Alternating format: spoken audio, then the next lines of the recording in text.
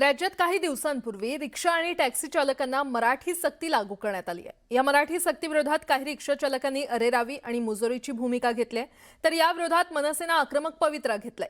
मराठी शिकण्यात कमीपणा वाटतो तर परत निघून जा असा इशारा दिलाय। रिक्षा आणि टॅक्सी चालकांच्या मराठी सक्तीवर परिवहन मंत्री ठाम आहेत, तर या सक्तीला स्थगिती द्यावी अशी मागणी करत रिक्षा चालकांनी हायकोर्टात धाव घेतली आहे। पाहूयात। काम छोड़ कैसे जा पाएंगे? तो आपको क्या चाहिए, समय और चाहिए? समय जैसा धीरे धीरे आ जाएगा, लेकिन पूरे फराटे मराठी नहीं जा पाएगा 100%। ये जो पकड़ के फाइन मार रहे हैं ये तो गलत है ना सर। अमराठी रिक्षा चालकांच्या मुजोरी विरोधात संताप। मराठी शिकण्यात कमीपणा वाटतो तर परत निघून जा। त्यांना कोणा रिक्षा चालवायची तर ते चालवायला लावतील, नाही तर मग आपल्या घरी ठेवा रिक्षा। मनसेचा अमराठी रिक्षा चालकांना इशारा। मराठी सक्तीवर परिवहन मंत्री ठाम। कांदिवलीतील चारकोप आणि घाटकोपरमध्ये मनसेनं लावलेल्या या बॅनरमधून अमराठी रिक्षा चालकांना थेट इशारा देण्यात आलाय।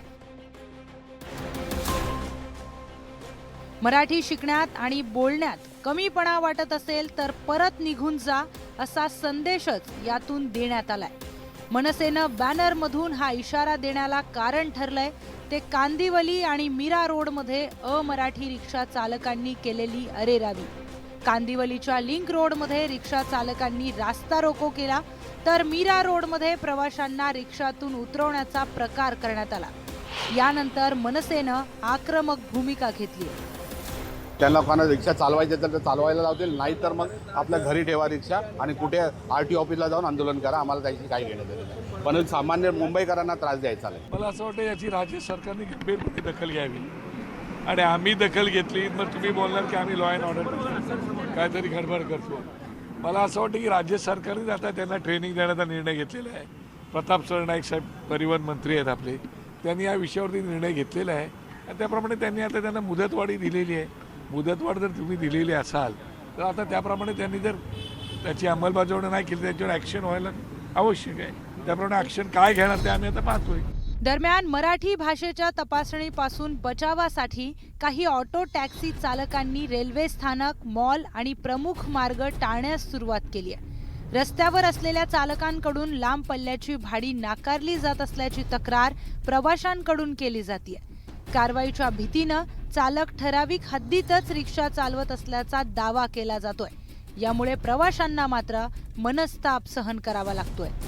रिक्षाचं कॅन्सल लायसन कॅन्सल करणार या काही तुमच्यावर कारवाई होणार आहे असं पण नाही आहे, पण तुम्ही आडमुठीपणा घेऊन गाड्या बंद करणे, रिक्षा जो रस्त्यावर आहे त्यांना तोडफोड करणे, ह्या जर गोष्टी तुम्ही ह्या दादागिरीच्या करत असाल तर ह्या महाराष्ट्रात मुळीच खपवून घेतल्या जाणार नाही। शॉर्ट जागे म्हणजे छोट्या जागेत जायचं छोट्या अंतरावर तर हे रिक्षावाले भाडं नाकारतात, ती सर्वात मोठी चूक आहे आणि सरकारने त्यांच्यावर ह्या गोष्टीसाठी कडक कायद्यात कारवाई करावी अशी इच्छा आहे।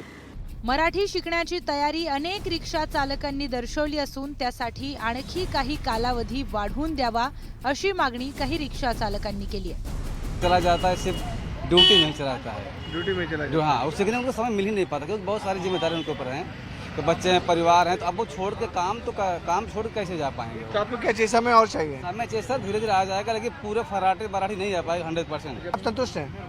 नहीं हाँ साहब इससे संतुष्ट है, लेकिन टाइम देंगे तो संतुष्ट है। अभी ये जो पकड़ के फाइन मार रहे हैं ये तो गलत है ना सर। ये पकड़ के फाइन मारे हैं वो गलत है। अब यहाँ की जो मातृभाषा है तो थोड़ा तो आना ही चाहिए। और कुछ लोग जो रिक्शा वालों से निवेदन है कि उल्टा पुल्टा मोबाइल में बोल के कि हम नहीं सीखेंगे, क्या करेंगे, यहीं रहेंगे, तो ऐसा आप बोलोगे तो सामने वाले को मौका मिलेगा तो एक झगड़े का और जो है आप लोग जड़ तैयार कर रहे हैं, ये सब ठीक नहीं। ये दबाव अगर शुरू में दिया होता तो अभी तक आ गया होता। ओके, क्योंकि अब पहली बात हमें ये रिक्वेस्ट है कि पैसेंजर को भी बोलो हमारे साथ में मराठी में बात करें, तब हमको आएगा। ऐसा नहीं आएगा, अगर सामने वाला अगर मेरे से बात करेगा तब ना हम उसका उत्तर देंगे ना भाई। दरम्यान मुंबई ऑटो रिक्षा मेन्स युनियनचे नेते शशांक राव यांनी परिवहन मंत्री प्रताप सरनाईक यांची भेट घेतली। रिक्षा चालकांना मराठी सक्तीला मुदतवाढ देण्याची मागणी त्यांनी केली आहे, तर प्रवाशांची संवाद साधताना जुजबी मराठी बोलणं आवश्यक असल्याची भूमिका परिवहन मंत्र्यांनी मांडली आहे। शशांकराव यांनी मागणी आता केली की 3 महिन्याची अजून मुदतवाढ द्यावी, परंतु तसं बघायला गेलं तर आम्ही 4 महिन्याची मुदत अजून द्यायला तयार आहोत. 1 महिना जो आहे तो आम्ही नोटीस दिल्यानंतर त्याला मिळेल की 1 महिन्यामध्ये त्याला मराठी जे आहे ते जर शिकता आलं नाही तर परत त्याची मौखिक चाचणी घेऊ आणि 1 महिन्यामध्ये जर त्याला नाही शिकता आलं तर 3 महिने आम्ही त्याला पिरियड देऊ. 3 महिन्यामध्ये त्यांनी शिकावं, परंतु 3 महिन्यामध्ये त्याचं 3 महिन्यापर्यंत त्याला काहीतरी कायद्याचा बळगा असणं गरजेचं आहे, म्हणून त्याचं निलंबित करण्यात येईल लायसन्स, परंतु रद्द करण्यात येणार नाही. हो सॉरी, बॅच लायसन्स नाही, बॅच. राज्यात रिक्षा टॅक्सी चालकांसाठी केलेल्या मराठी सक्तीच्या मुद्द्यावरून वातावरण तापलेलं असतानाच अशातच परप्रांतीय व्यक्तीचा व्हिडिओ व्हायरल होतोय. या व्हिडिओमध्ये रेल्वेमध्ये प्रवास करणाऱ्या मराठी माणसांना सेवा देऊ नका असं परप्रांतीय व्यक्ती बोलतायत. परप्रांतीयांच्या या मुजोरी विरोधात संताप व्यक्त केला जातोय.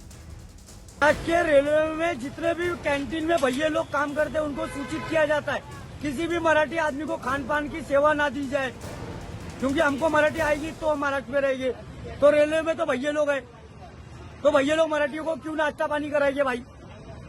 उसको पूछना, तू भोजपुरी बोलेगा तो नाश्ता कराऊंगा बेटा तेरे को. मला असं वाटतं की आता ह्या बाबतीमध्ये राज्य सरकारने गंभीर दखल घेण्याची गरज आहे आणि आता रेल्वे असल्यामुळे ते केंद्र सरकारने पाहायला पाहिजेत की आता हे केवळ महाराष्ट्रापुरतं किंवा मुंबईपर्यंत हा विषय मर्यादित नाही राहणार, हा इतर राज्यांमध्ये पण पसरणारा विषय आहे. म्हणजे एक प्रकारे ही जी मुजोरी आहे, दादागिरी आहे, याच्यावरती राज्य सरकारने गंभीरपणे दखल घेतली पाहिजे. नाहीतर तुम्हाला आठवत असेल की रेल्वेच्या वेळेला काय घडलं होतं, नंतर आम्ही काय केलं आणि मग आमच्यावर काय टीका झाली. राज्यात आतापर्यंत प्रवाशांशी मराठीत संवाद न साधणाऱ्या 1,500 रिक्षा चालकांना नोटीस बजावण्यात आली आहे. या नोटिशीनंतर या रिक्षा चालकांना मराठी शिकण्याची संधीही दिली जाणार आहे. यानंतरही मराठी न आल्यास पुढील कारवाई केली जाणार आहे. महाराष्ट्रात व्यवसाय करणार, कमावणार, मात्र मराठी शिकणारच नाही अशा मुजोरीपणा करणाऱ्यांवर कारवाईचा बडगा उगारलाच गेला पाहिजे. Bureau report, news 18 Marathi.